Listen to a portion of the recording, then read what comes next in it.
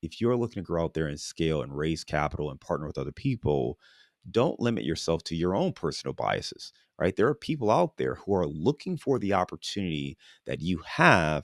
You just have to put it out there. It is not on you to convince someone to invest with you, to convince your friend, your mom, your cousin, your best friend, your friend from college or a colleague or whatever.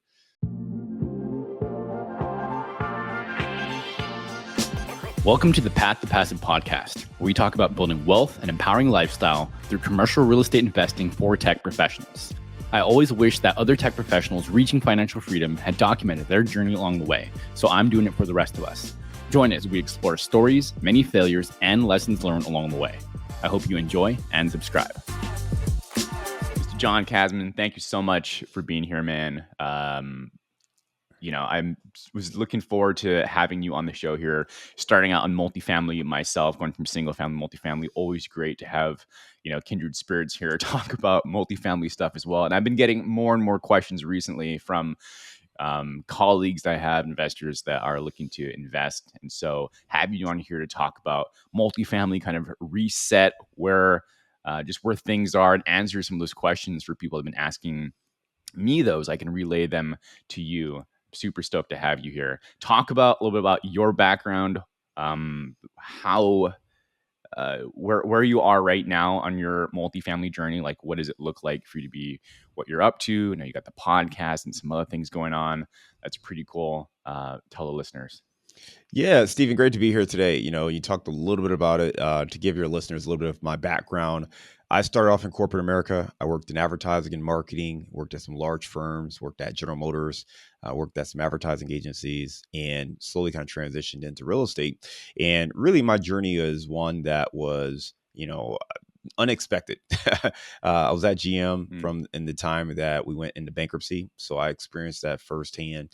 And that made me realize I needed more control over my financial future. When you go through that job loss and just the uncertainty that can come in the marketplace, you really feel like you're just kind of lost and hoping. And hope is not a strategy.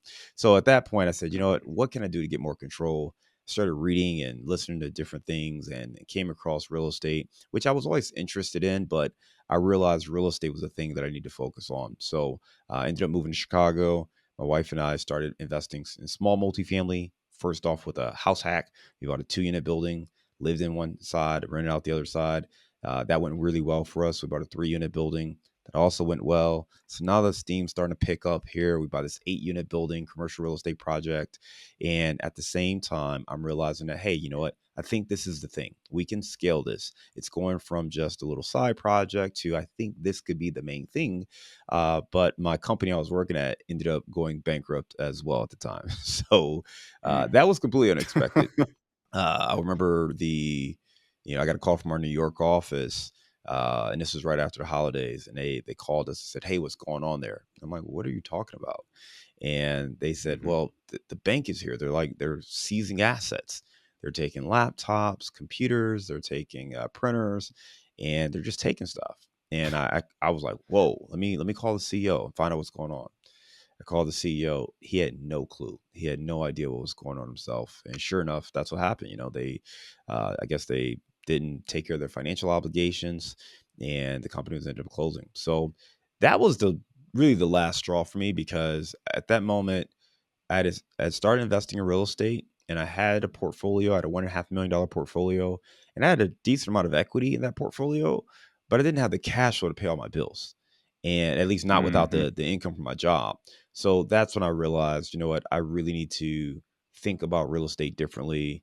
Learned about syndications. I ended up hiring a coach, and that led me to where I'm at today, which is, an investor. I've done over $150 million worth of apartments, and I help other people invest in apartments either actively or passively.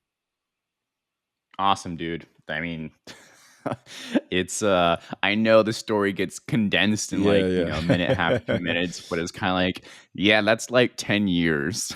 Yep. Right? That's a good 10, 12 years right there. Yeah, it's always wild to hear that overview, but it's like, oh man, I know there was so many lessons of things along the way. Um, and definitely some nuggets I want to tease out in that, going back to some of those questions I was talking about at the start. But that's kind of a scary thing, companies going bankrupt, figuring out like, well, kind of what do I do next? Some things are going well on the side, like you're talking about the duplex, the house hack, the triplex, it sounded like, and picking up some steam there. What One of the things I get, uh, I'll dive into this way. You talked about starting to think about real estate differently. You had a sizable portfolio, a little over a million plus, and you were getting some cash flow.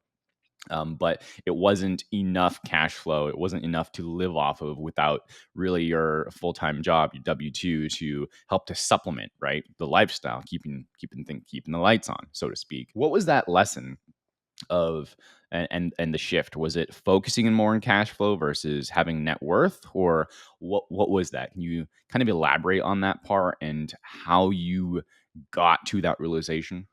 Well, the biggest thing was all of my equity was tied up into these projects. So I was saving, and when I say I mean my wife and I, we were saving all of our money and buying properties, which was great for us to be able to grow and get some traction.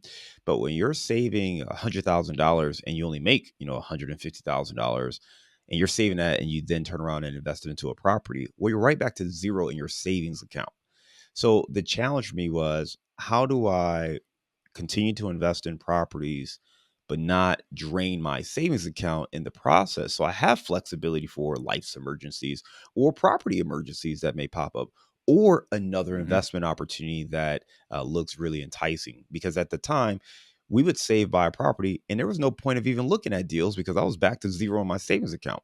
So it was really, how do you create this more like a business where it's a little bit more predictable, where we have the ability to continue to look and hunt for deals?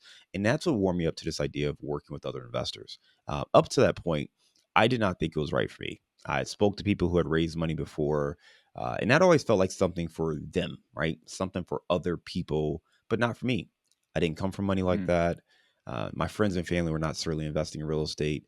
Many of them did not have a bunch of capital and savings to invest in deals, so I just didn't think Hmm. it was right. On top of that, I had enough fear and concern with managing my own investments. Trying to take on other people was petrifying to me. Like, it was just too much. Um, the change came when I went through bankruptcy that second time. Is It wasn't really about me at that point. I had a family, I had children. I had to figure out a way that was going to help people. But I also looked at my colleagues. I mean, I had some savings, right? I had some passive income coming from these properties. My colleagues who were in that same situation, many of them had nothing. And they were really freaking out because, they were living not just check to check, but I mean, it was a day to day type situation. And, at that time for them. So when I thought about investing in real estate, I knew what I was doing was working. I knew that we could help other people in the process. I just didn't know how. And for me, that's where I had to seek out the education. And when I ended up coming across my mentor, that was great because I was looking for a mentor, but I didn't know I was looking for a mentor, right? Sometimes there's that saying that, when the student is ready, the mentor or the teacher will appear. And that's what happened. Sure. I had thought about like these huge expensive courses, right? Dropping 30, $40,000 on like, some TV star flip this house type thing, right? But we had Sure. considered it. My wife and I sat there and said, I don't know, should we?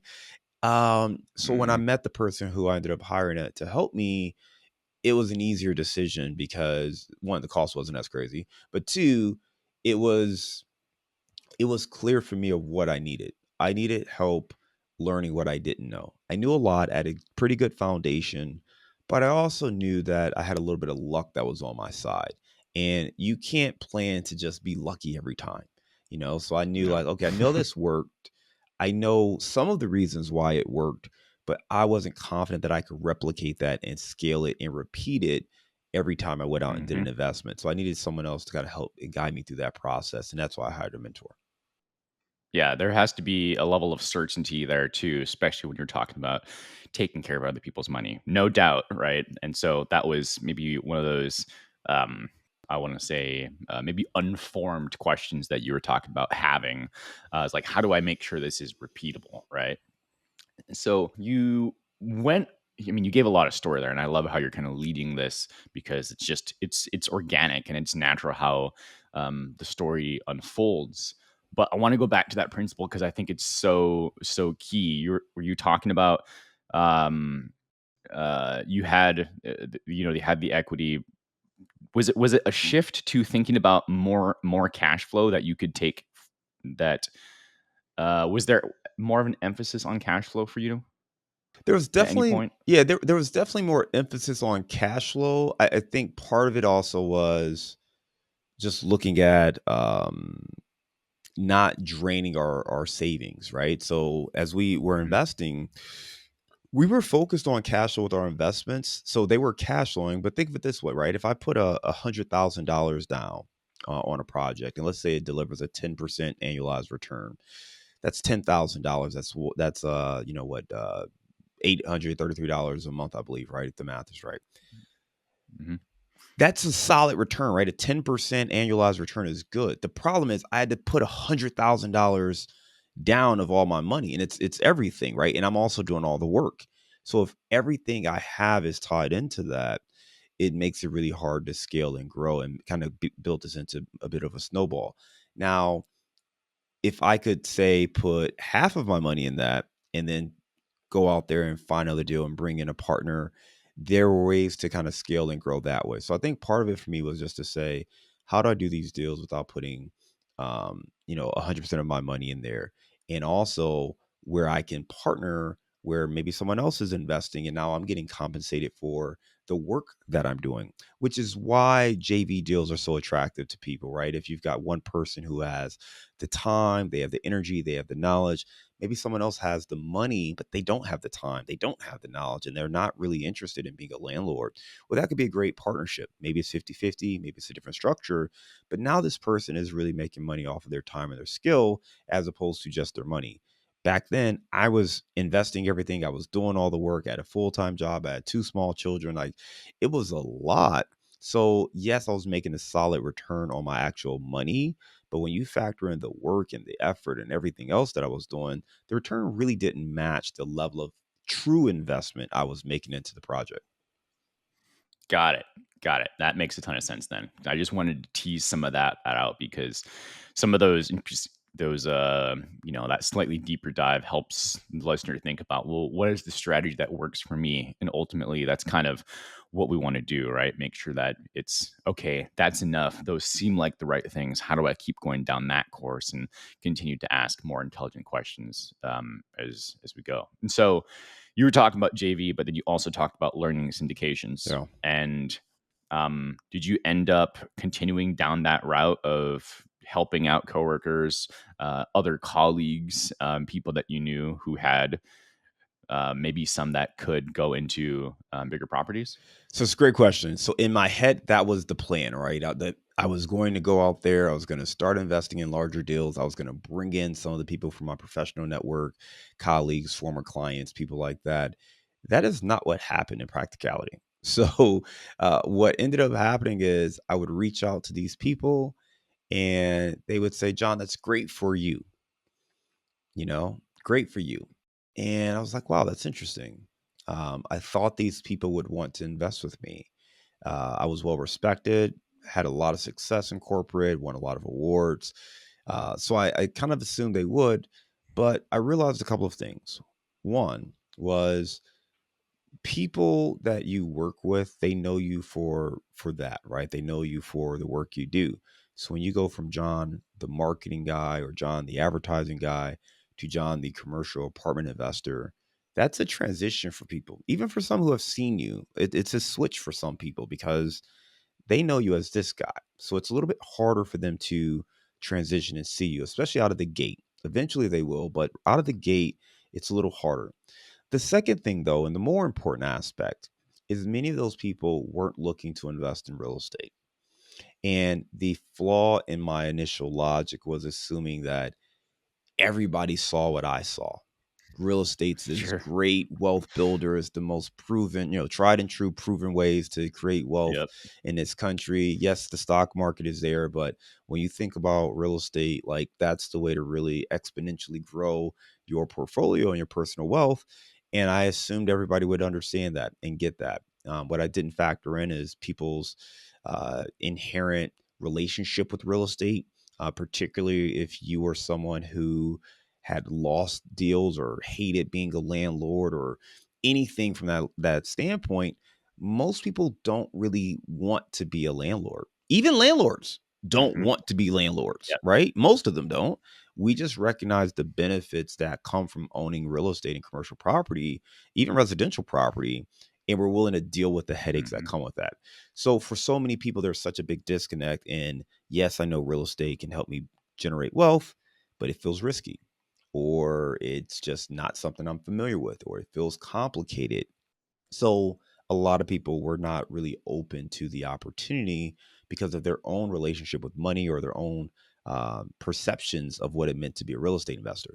So what ended up happening for me was I did go down that path of syndication, but I ended up having to start from scratch as far as building out my network. And it was really interesting because some of the people I thought would invest with me did not. There were people who I did not expect to invest with me who actually did. And that's a lesson I'll teach everyone. If you're looking to grow out there and scale and raise capital and partner with other people, don't limit yourself to your own personal biases, right? There are people out there who are looking for the opportunity that you have. You just have to put it out there. It is not on you to convince someone to invest with you, to convince your friend, your mom, your cousin, your best friend, your friend from college or a colleague or whatever. That is not your responsibility. Okay. What we try to do is just share what we're doing, why we like what we're doing, who we think can benefit from what we're doing, and offer that opportunity to learn more. We're not selling anybody, we're not pitching anybody. We're just sharing what we're doing because we know that there are people who are looking for this opportunity. Maybe they're aware that it exists and don't know who to talk to about it, or maybe they have no clue that this exists. And that's what we found. We found that there are people who we started sharing this to, and they were like, "Wait, really? You can do that? I can invest in large apartment buildings? I thought that was just for the Hmm. super rich." Nope. People like you Right. and I can invest in these larger apartment buildings, 100 unit, 200 unit apartment buildings. You and Yep. I can invest in those. A lot of folks don't know that. So once they're aware that, oh my gosh, people like you and I are doing this, how come I don't know about this? And then they start doing Right. more research, and I might send them some of my podcast episodes. And now they can Hmm. envision themselves being an investor in this. So you don't know what people are going through on their journey. And for me, it was my own journey to figure out, oh, okay, the way I help people is just by offering the opportunity and sharing what I'm doing. It's not trying to convince them to see what I see. That is such a key point too, right? And I like what you're talking about with don't let your own biases get in the way. What do you mean by that? Like, uh, another way I'm interpreting that is like, don't put your limiting beliefs on someone else of like, oh, they're not going to for this reason or that reason. Is that kind of what That's you mean? exactly it, right? You don't assume, you don't know how much people have. So you might assume like someone maybe doesn't have a high paying job title, for instance, right? Maybe someone's a teacher. So you might say, okay, they're a teacher. They don't have $50,000 or $100,000 laying around to invest in my deals, right? I'm not going to talk to them about it. But you don't know. You're making a Hmm. lot of assumptions. Like you do not know. Maybe they chose to be a teacher because they just are passionate about it. Maybe they inherited money before. Maybe they have other side businesses. There are lots of people who are making and generating a lot of income, not necessarily from their W 2 job, but from other industries or other resources, or maybe they've been investing wisely. So don't put those limiting beliefs out there, those limiters. Just share it. Just share what you're doing. The other reason is, even if that person can't invest, they may know people who are looking for the opportunities you're talking about. I interviewed someone a couple weeks ago or last week, and she told me that she was talking to her professor, and she said her professor connected her to like this institutional investor, and that person funded like her first development project, which was like a 199 Love it. unit development project. So Yep. you just never know who's connected, and that's the goal here. The goal is not for you to try to get the people closest to you, which again, personally, I think that was my vision, was like, hey, I want my family to invest. I want my friends to invest. I'm going to help make them all millionaires. Yeah. That's not your job. Your job is to lead, be the beacon of light, share as much as you can. But at the end of the day, you have to let those people who believe in your vision to invest alongside you and invest in that vision but you're not going to be able to force everybody else to see what you see. I hear this story so often, that part, and it's so relatable.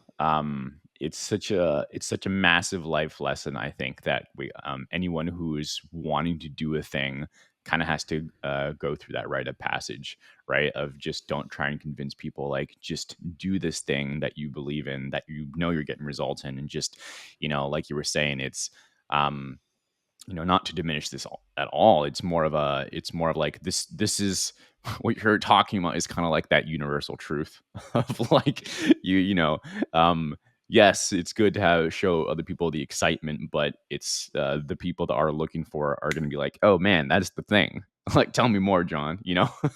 So um, I'm just calling that out because Dude, it it's such a it's thing. spot on, and it's funny because me and my brother had this conversation some years ago, completely different context, but um, there's a line from the Bible, and I try not to get too religious here, but there's a line in the Bible Hmm. where they're talking about Jesus and like all the miracles he's performing as he's out kind of on the road, and they're asking him, "Well, how come you're not doing that here? We got people in your hometown, and you're not performing these miracles here."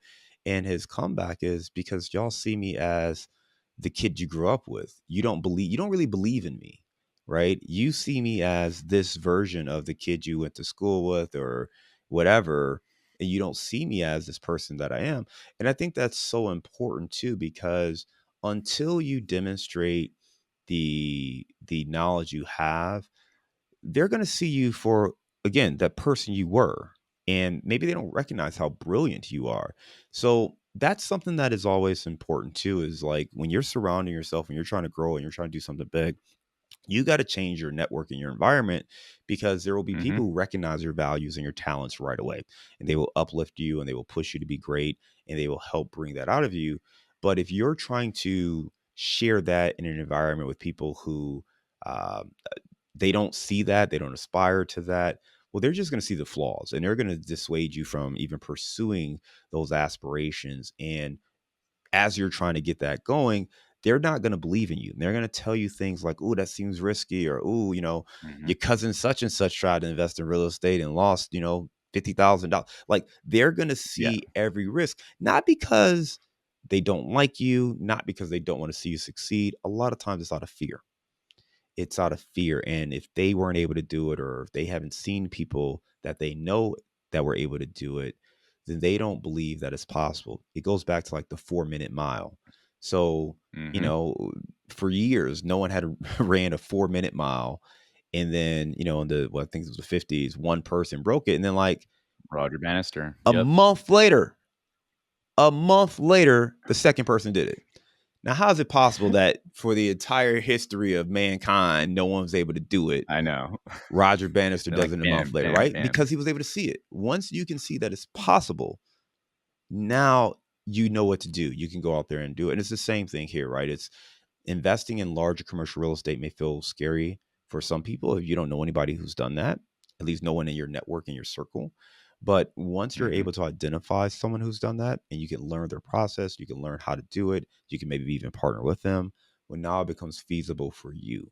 And that is really the key, is surround yourself with the right individuals so that this becomes an opportunity and not just something that is a dream. Like, take advantage of it. But there's absolutely a pathway there. I know I'm doing it. I know you're doing it. I know you're helping other people do it as well. But you have to reach out and you have to take some action steps to make it a reality for yourself.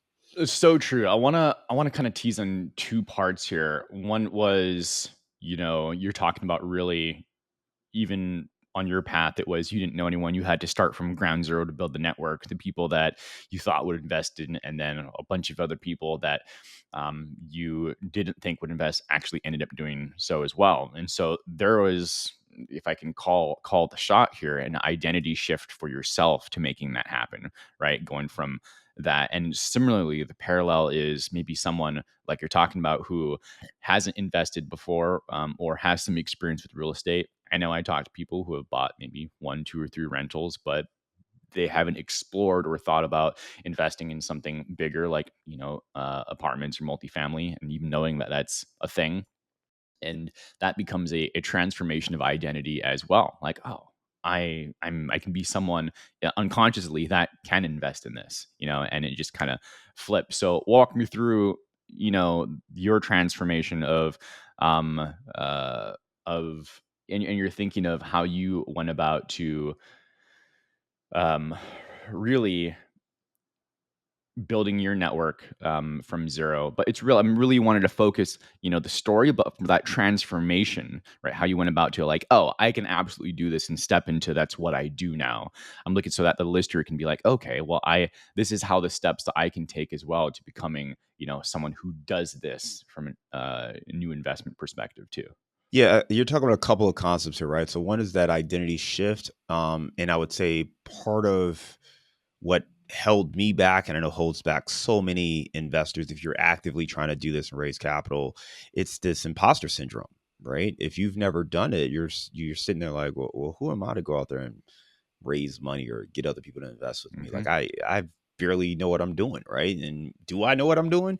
So you're dealing with some of those things where yes, you've had some success, or at least in my case, I've had some success, but I didn't feel like I have had enough success or a long enough track record to go out there and raise hundreds of thousands of dollars, if not millions of dollars for real estate deals.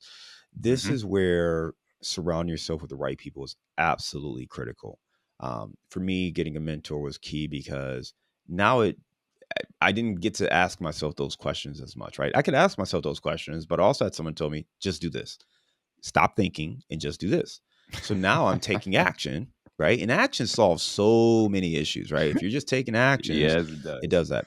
The huge shift for me from an identity standpoint and tactically of how I was able to do this. One of the things I did was I made a list of all the people I knew who I thought would at least entertain a conversation with me about investing. Not necessarily saying Hmm. these are like my best friends, not necessarily people I knew would invest, but I made a list of people who I thought would at least be open to the idea and at least open to a conversation. And I went through that list and started talking to them.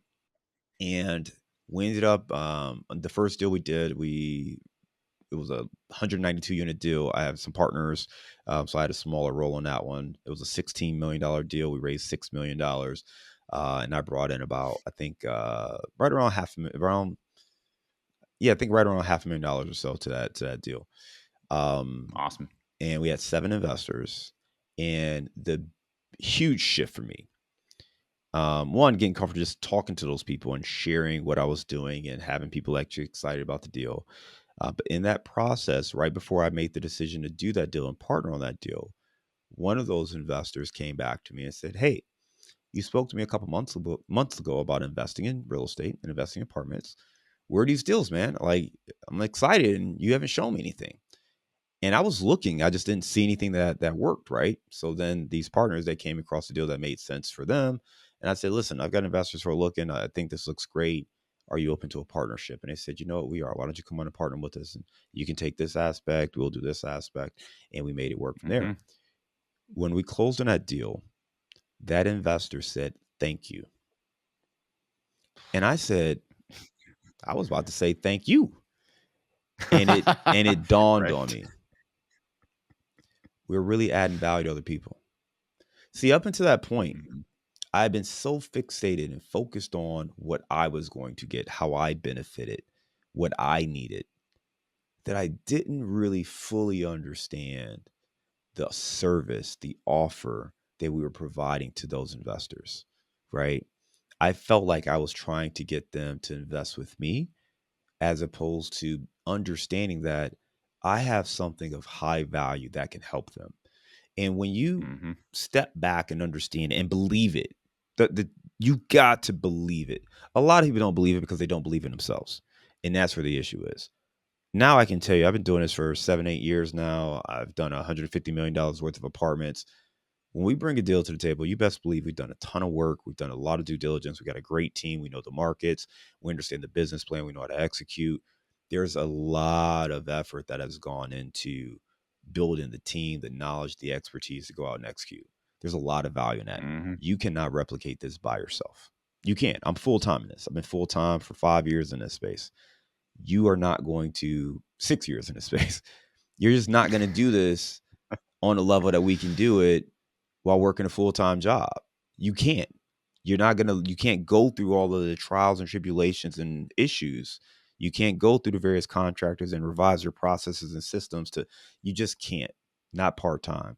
So when we bring a Yeah, no deal to way. the table, understand that there's a lot of vetting that has gone through that process. It's not to say every deal is going to be perfect, but it's almost impossible for someone who's doing this on the side to have the same level of professionalism and experience and expertise that a group like mine is going to bring to the table. So when someone says thank you, it's because they know they can't do that by themselves. And if you're a full time professional, why would you even want to? Why do you want to have your phone Mhm. ringing at 3 a.m.? If you're making $200,000 a year or $300,000 a year and you're the breadwinner for your family and your company is paying and tasking you to solve big problems, right? That's where your energy should be flowing. And then when you're done with that, enjoy life. Be with your family, take trips, play golf, whatever it is you enjoy, do that. You shouldn't be taking your free time and playing landlord.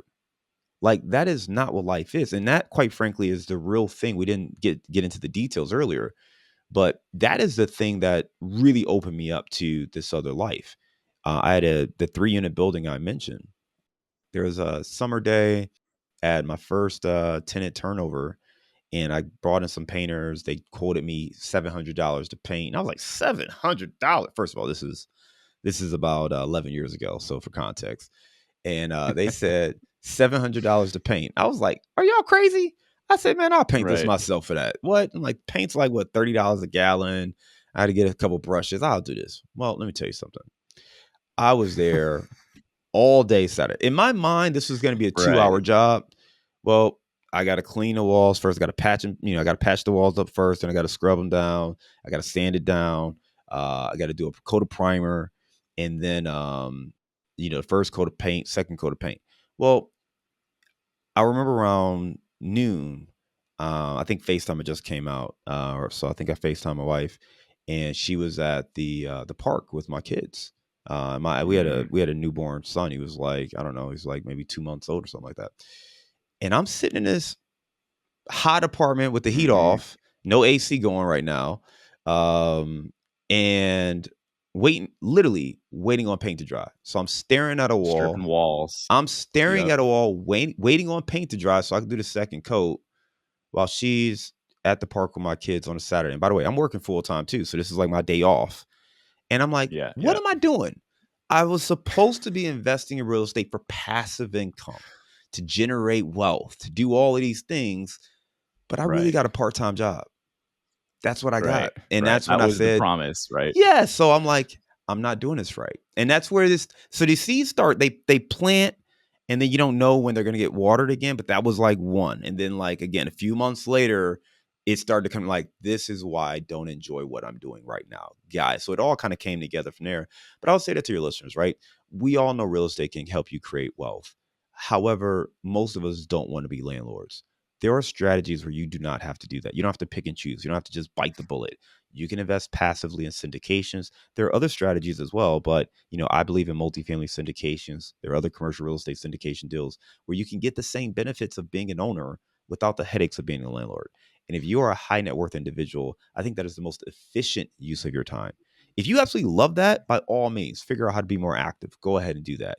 But for most of us, we want to create the wealth and the money so that we can be present with our family. We can do the things we enjoy doing. And there's nothing wrong with that. So think about investing that way, not necessarily just sweat equity and trading hours for dollars, except instead of trading those hours for dollars with the boss, you're now trading it for property. Talk to me how that really looks like. And before you answer that, I mean, the the recurring patterns here that and just to focus on and reinforce is to you were talking about the deals that you bring to the table, how the investors to say thank you because of the massive amount of value, understanding the market, understanding the asset class, understanding, the insurance and the finance and literally everything else working with people, just the level of detail of bruises and getting back up over the 5-7 years plus all of the partners that have been doing this for probably, decades and whatever they're doing too, right? That level of expertise comes in. But the key point there is you're saying if you're someone that is, 250, 350, 400K doing what you do, that takes a level of expertise you're getting paid for as well. And that income is nothing to scoff at all, right? And so it's partnering with people who bring the deals like you and your team, like the people I work with, as well, so that these opportunities are available for this high net worth earner to invest in. But what is it? Walk through, like, what is the strategy that you see? Is it invest in the first deal and get something back, invest, and wait a period of time, or how do they start to invest in one deal and then another? What is that ultimately the goal of, as well, of investing in these syndications over time? Because these are something that are like 3, 4, 5, 7 year holds, right? Yeah. So if you're a limited partner, strategically, every investor is a little bit different, right? I have some younger investors. I have some older, retired age, or retired investors as well. So everyone's a little bit different with what they're trying to get out of the investment. But typically speaking, the way it would work is you're investing to get passive income. So we do quarterly distributions on our investments. Typically speaking, we are looking at deals we can double an investor's money over a 5 or 6 year hold period. And then there's some other tax strategies that come into play as well. So really, it's a way to generate wealth to build it up over time. As you alluded to, it's not really a 1 or 2 year deal. It's not like, sometimes people do uh, like hard money loans or something like that. It's not that, right? Mm-hmm. It's not a hard money loan where it's you're lending it for 6 months or 9 months and then getting it back. That's not the case. You are an equity investor in these deals. So to break it down, when we talk about real estate syndications, the way it works is there's two sides. There's the general partnership side or the GP. That is the active investor. They're the ones doing all the work. So all that stuff I just talked about, finding the deal, analyzing the deal, getting into contract, putting together the capital stacks, raising the money, working with the lender, operating the deal, all that's on the GP. The second part is the LP, the limited partner, or the passive investor. So for the passive investor, their job's really straightforward. They review these deals or opportunities. They understand what the business plan is, understand who the team is that's leading it, and then they decide to invest. Once they decide to invest, they're done. There's no other work needed.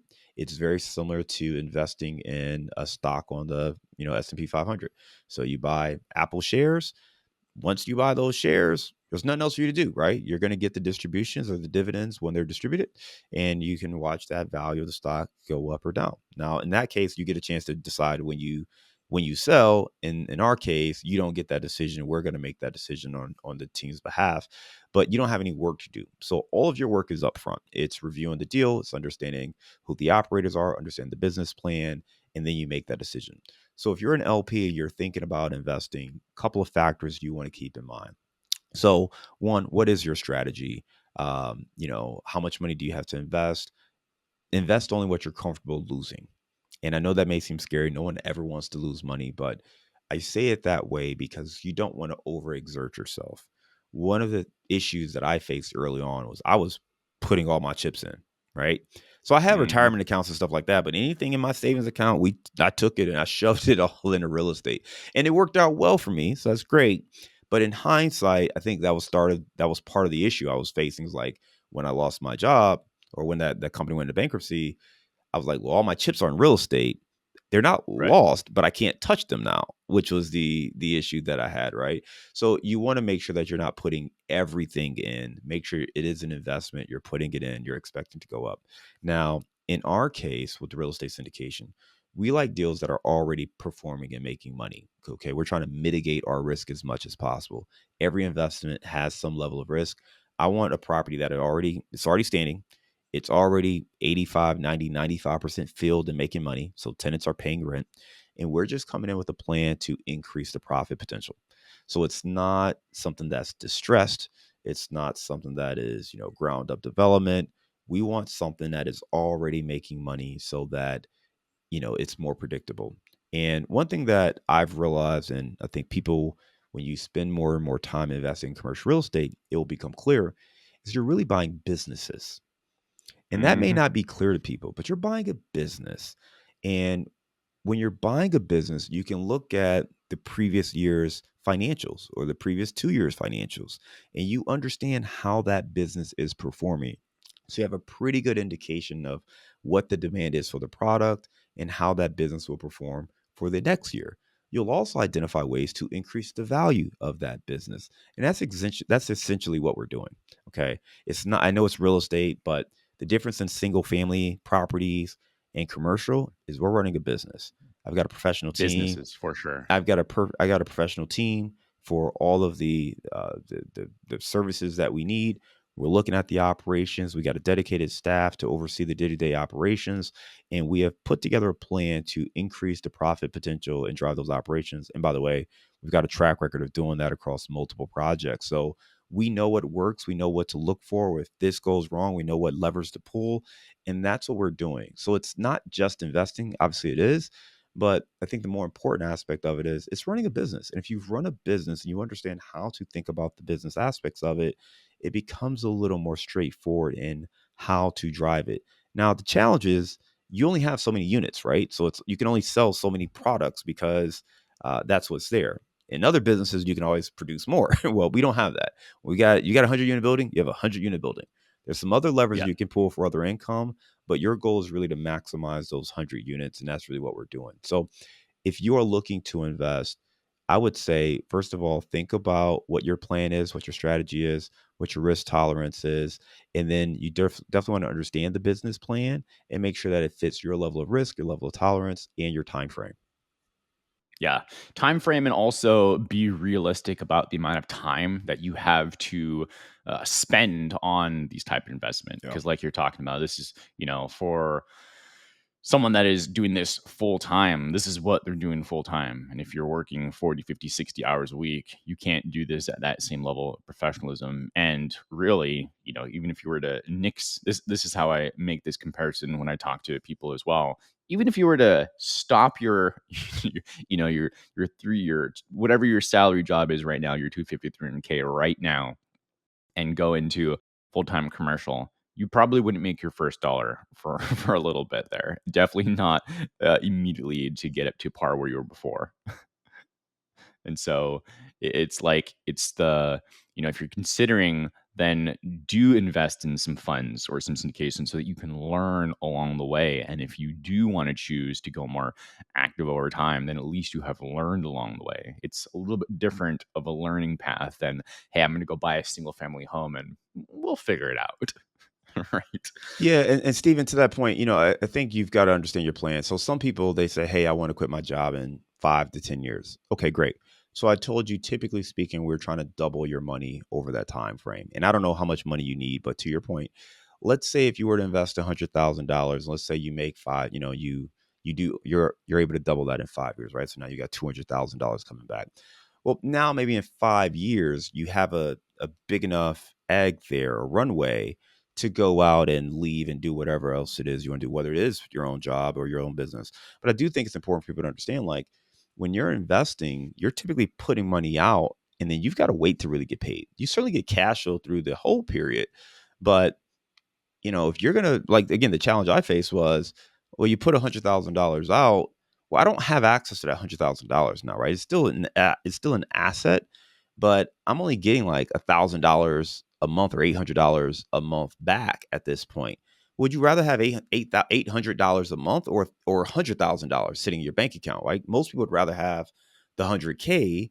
There's nothing wrong with that 800, but that 800 is not the reason we make the investment. We make the investment to flip that 100 into 200, but that takes time. And Yeah. based on your situation, you need to have some patience. And if you have a great W-2 job, what I would suggest you do is take what you have that's liquid in savings, invest it, try to double it. And then once you've doubled that, or once you've built up that egg a little bit more, now you have a little bit more flexibility to do whatever it is you want to do. So that's really the key to this, right? It's trying to accumulate assets and playing the game at a higher level. There's some tax stuff which we didn't get into, but there's some amazing Mhm. tax benefits as well. But you have to just step back and look at it like a game. And I know that may seem trivial since we're talking about people's like life savings, but it's a game. Yeah. What do you really want? Do you want financial freedom? Do you want more time with your family? Do you want to be a more present father, which was something that was important to me? And if that's the case, you've got to make the plays that make the most sense. And even if you have a bad deal or a bad investment, it doesn't mean, oh, well, that didn't work. Let me pack it up and just guess I'll, punch it on his clock for the next 30 years. No, your goals shouldn't change. If your goal is to be, rich and wealthy, or to create generational wealth for your family, or to be a present father and you need to cut back on your hours, that's the goal. If that play doesn't work, we'll learn from it. Okay, we shouldn't do that. We shouldn't go that way. If you're playing football and you're fumbling the first play of the game, you don't take off your helmet and say, "All right, guys, well, hey, game over, man. We didn't." No, what? We got four more Got to quarters. keep Let's playing. go. What did we learn? Okay, Yeah, we got to hold the ball right, or we got to do this. You got to adjust. So it's the same thing here. Like, this is yeah, about life. It's about creating the best life that we want to live, and you have to figure out what it takes to do that. Real estate investing is just another tool in a tool belt.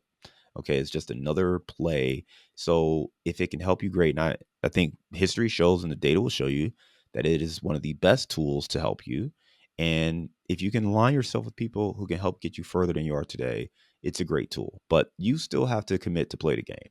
And so many people are 100%. kind of just like, you know, just going through life and foregoing their real dreams and aspirations just because it seems challenging, and they're doing just good enough where they can feel proud about what they're doing, but not quite living the life they truly want to live.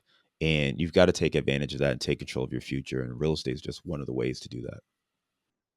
One of the things that always resonated me was, I don't know who I said it, and I should probably look it up, but it is, um, hard path, easy life, easy path, hard life.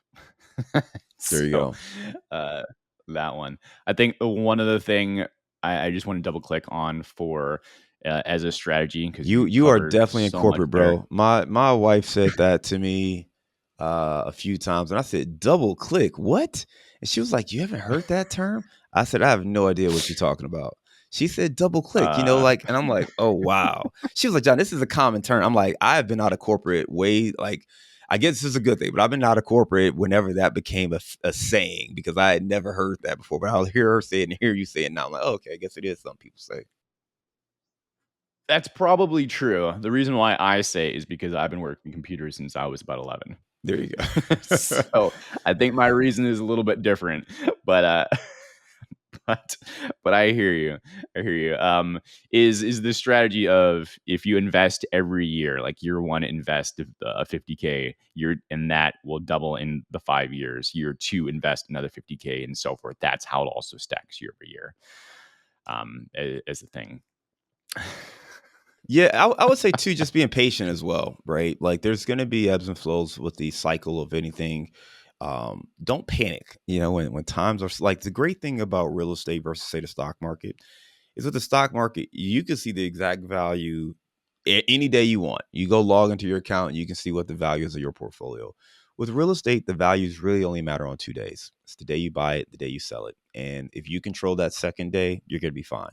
So when you're investing in real estate, one of the biggest keys is just control the property. And that's where cash flow is king. Cash flow allows you the Mhm. ability to hold the asset until you are ready to sell, or you're ready to do something else. And that is really it's the cheat code to building wealth. In the stock market, if you look over and you see your portfolio drop 50%, a lot of people are going to panic and just want to sell, right? And that's the thing that can kill them, because it can probably bounce back up shortly after and come up 20%, but they're still like, "Oh, I'm still down." Well, I get it and I hear you, but we've got to fight kind of our inherent nature of wanting to respond. And the thing I like about real estate, it's hard. Like, even if you were completely pissed off about your properties, if you wanted to sell right now, you couldn't sell today. You still Yeah, have to go that's through a true. process. I mean, maybe you could sell in a week or two, but, like, you would still get some time to cool off. Okay, maybe I was overreacting. Maybe I should have. Right, Maybe I should right, call a right. Let's realtor. look at Maybe I this should call an again. agent. Maybe I should. So you would still have a chance to calm down and let cooler heads prevail. But in your stock portfolio, you push a button and it's gone. It's done. It's done and over with. Elon says something crazy. You don't like it. Boom. It's over. You sold it. Yeah, that is true. That is it's kind of it's a sneaky benefit in a lot of ways, but understanding Impulse control. what it is on both sides. Yes, yes, most definitely. You've got a lot of stuff going on. I absolutely love it. I saw you were putting together some, not only the podcast, of course, but you also throw events as well. I'm kind of curious, how did that evolve? And I think it's a great service, right? Bringing people in. You talk about network quite a few times, Yeah. um, which is super important because your network normalizes, right, of what you can do, how you think, etc. But you're doing a summit as well, right? What was that journey from, doing a podcast to a summit, and kind of what's next for you? Are you thinking too? Yeah, so a lot of it came from just trying to meet people. As I mentioned earlier on, like when I started this journey, the people I thought would invest with me did not invest with me. So one of the things I had to do was learn how to network and meet new people and expand my network. So in doing that, that has allowed me to make some phenomenal relationships and just seeking knowledge, seeking education. One of the people that I met, I used to go to a meetup in Chicago, and there was a woman who ran the meetup. So I would see her, and I was committed. So I would show up every month, and she would show up every month since she ran it. So she was probably the only other person who showed up every month besides me. So we got to know each other pretty well. And, when I first met her, she had a 3 unit building. She shortly after that got to 9 units in her portfolio.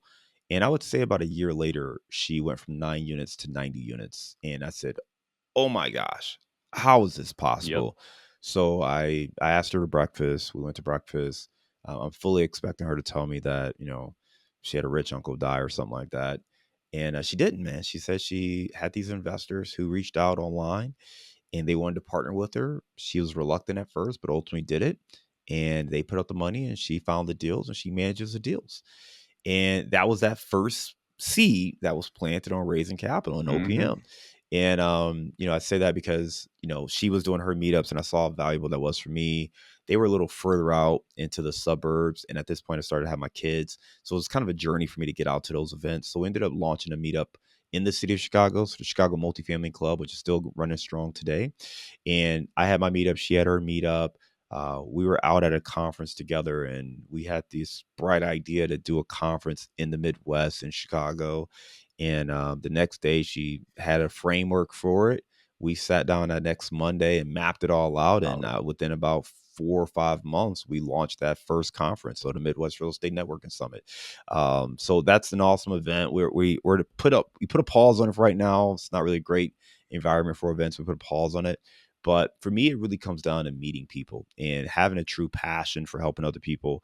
I know when I was starting out, I would go to, I would drive all over the city for meetups, all in the anywhere, suburbs, an hour right? north, hour west, hour south, just to anything remotely real estate. And a lot of them were wasted time, to be honest with you, right? A lot of them were some guy pitching some sales tax Yep. software for $1,000, but just for you guys, it's going to be Yep. $499, and by the end, it's like $99. And I'm like, dude, I just wanted to learn some basic tax stuff for real estate. And this dude is just pitching some software, which probably has no Yeah. real value to someone like me.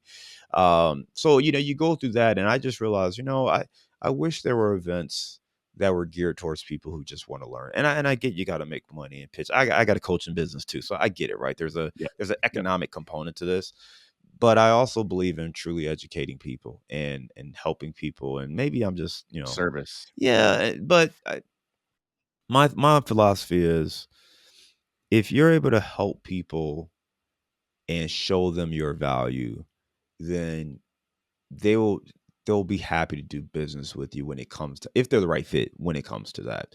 And when I was starting out, I just remember, like, I felt like I was constantly grasping at straws. I mean, reading books, podcasts, blogs, bigger pockets, everything I could, Hmm.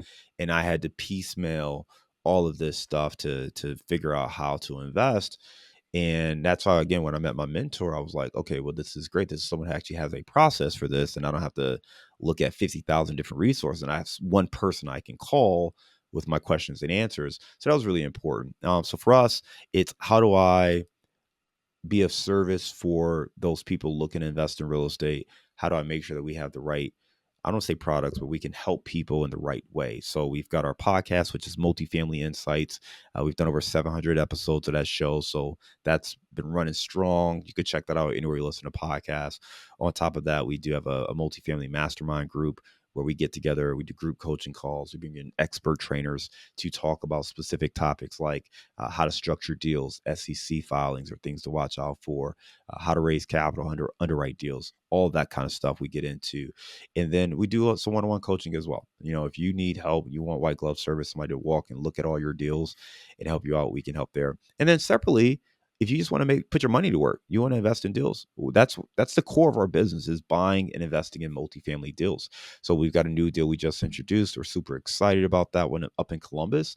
And we're always looking to connect with folks who are looking to earn passive income in real estate and also teach them along the way. Why are we making the decisions we're making? What are we looking at in the market cycle, and helping them learn how to be a better investor? I just think we're all on our journey to mastery, and that's the way to approach it. So I don't think anyone's an expert or a guru or any of that kind of crap.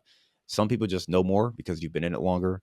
Some people have seen more, so I'm probably further ahead in my journey than you are in yours, but we're all on a journey. And certainly you want to learn from folks who are further ahead in their journey. And if I can be of value for you there, that's exactly what I want to do. And Stephen, if I could say one last little thing, Sure. I know a lot of people, they may not know where to start or what to look for in a deal or what questions to ask. And I got that a lot from our investors. So I put together a guide. It's called 7 Questions You Must Ask Before Investing in Apartments. So if anybody wants to check that out, it's at casmoncapital.com/7 questions. And it just gets into some of those key questions you should be asking yourself about the business plan, about the team, so that you are making sound investment choices.